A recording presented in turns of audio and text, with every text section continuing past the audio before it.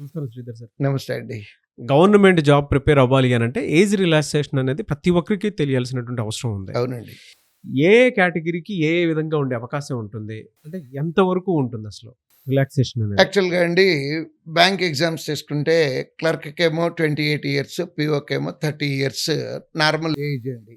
Hire age limit హ్మ్. లేదా upper age limit అంటారు. కానీ ఎగ్జామ్షన్స్ ఉన్నాయండి. Okay sir. ఓకే. ఈ స్టూడెంట్ గనక ఓబీసీ కేటగిరీ పిల్లలైతే వాళ్ళకి 3 years upper age limit relaxation వస్తుందండి. హ్మ్. నెక్స్ట్ ఎస్సీ, ఎస్టీలు అయితేనేమో 5 ఇయర్స్ అప్పర్ ఏజ్ లిమిట్ వస్తుందండి. రిలాక్సేషన్ వస్తుంది. ఇంతవరకే తెలుసు. కానీ ఈ మధ్య ప్రస్తుతం సొసైటీలో వస్తున్నటువంటి మార్పుల్లో ఇంకొకటి కూడా తెలుసుకోవాల్సిన అవసరం ఉంది స్టూడెంట్స్. ఏంటంటే హస్బెండ్ చచ్చిపోయినటువంటి వాళ్ళకి, నెక్స్ట్ డైవర్సీకి, అంటే డైవర్స్ అఫీషియల్‌గా అయ్యి ఉండాలండి.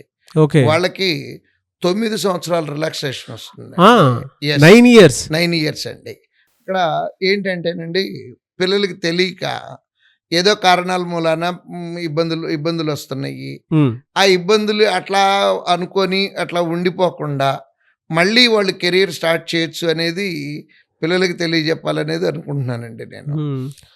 బట్ 9 9 ఇయర్స్ ఇయర్స్ అండి. Upper age limit 9 years relaxation వస్తుందండి.